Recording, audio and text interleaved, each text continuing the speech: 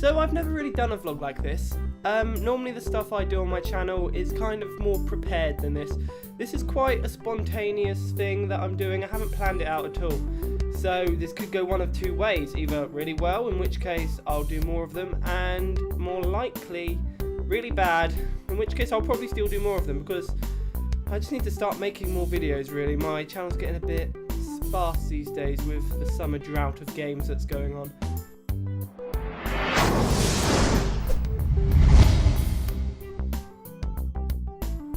The good news is, if I do vlogs like this, I can keep talking about games rather than playing them, which I know is second best, but at least we still get some content and the channel keeps on growing.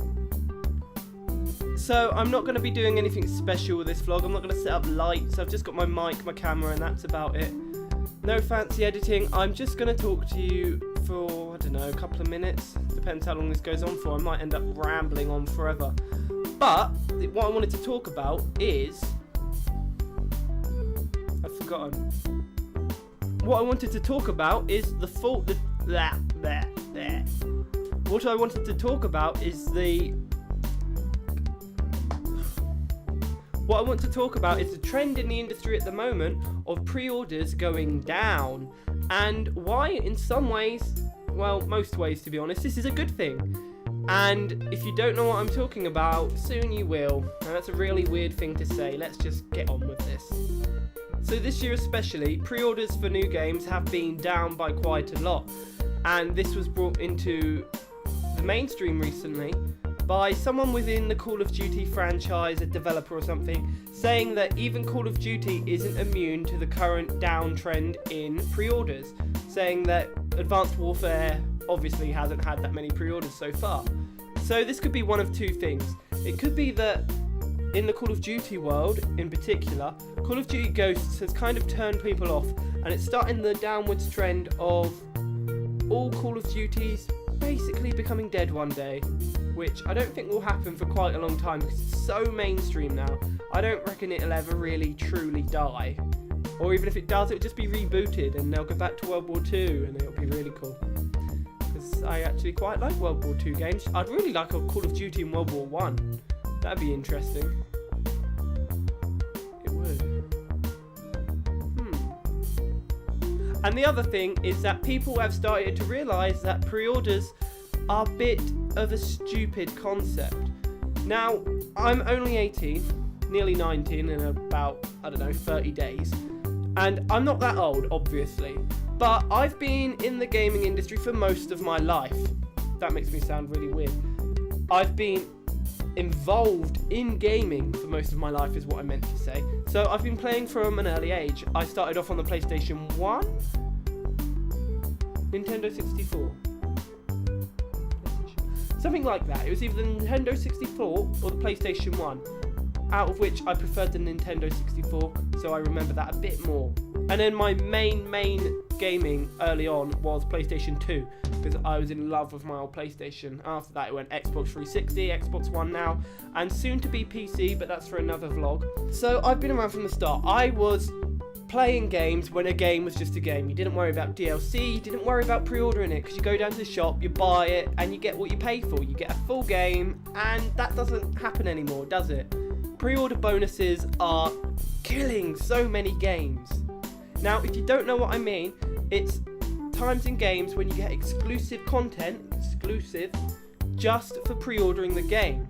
So basically what they're doing is there's extra content in this game that if you buy the standard edition, you don't get, which is ridiculous. So you're paying for a game which isn't all there unless you pay extra on top. Now this happens across all games. So mostly all pre-orders have some kind of incentive along these lines where you get extra story missions, extra multiplayer maps, just for pre-ordering the game. Sometimes it isn't more expensive. Take for example, I don't believe the Call of Duty Ghosts, like it was kind of a standard 1-up edition where you got the free full map pack, but that was one, but that's only one game.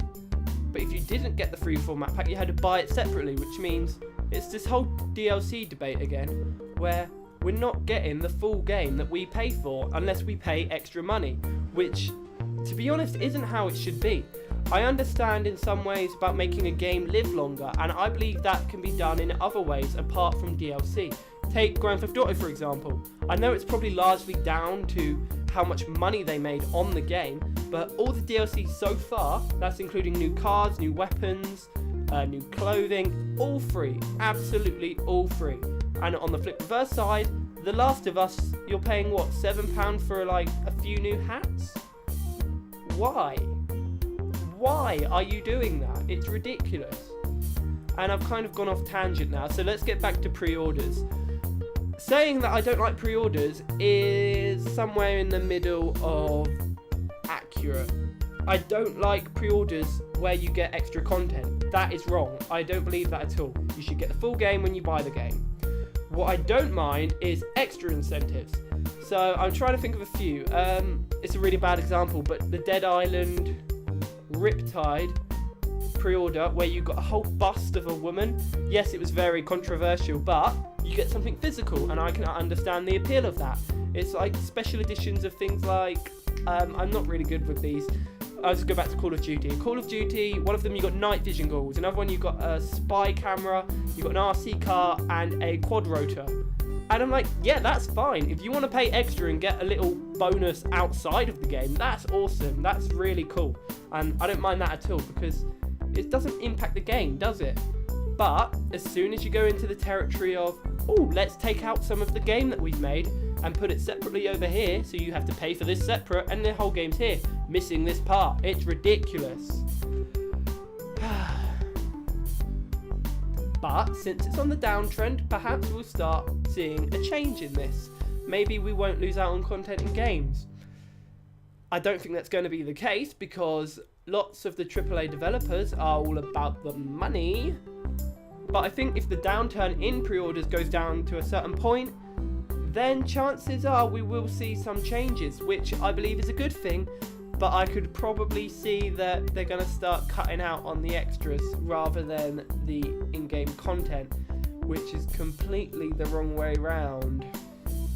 What I want to see is more extra goodies, so like, even if they're really small, like a pair of Call of Duty dog tags for what, £10 extra on the standard edition? I know that's quite steep, but you know what I mean. I'd rather that than a brand new multiplayer map, which should have been in the game to start with because you've obviously made it. You know what I mean? Do you know what I mean? Oh, let's go back to DLC quickly. I shouldn't really be talking about this right now, but screw it. Day 1 DLC, it's ridiculous as well. Exactly the same principle. It's day 1 of release. That content could have been in the actual game, but they're making you pay extra for it. It's just really, really stupid. So, if pre-orders do go down the tube, then it's not the worst thing in the world. It's actually kind of good, kind of bad on a different level, but hopefully we'll see a stop to developers withholding content, withholding content from us, which will be a good bonus for all gamers, I believe. DLC, that's a topic for another day. Yeah, another day. We won't go into it now. So, that's been a bit of a rambly video. Don't really know what I've said for half of it. Bit funny, but, you know, I hope you enjoyed it. I've been TheRoyalGorilla. Be sure to like, comment, and subscribe. Over and out. His name is Luke, and he's more than your average gamer. No ordinary let's player. Know about Easter eggs much better. Da da da da da da. His name is Luke, aka TheRoyalGorilla. Even bigger than the giant Godzilla. Follow him in every game he goes. Da da da da da da.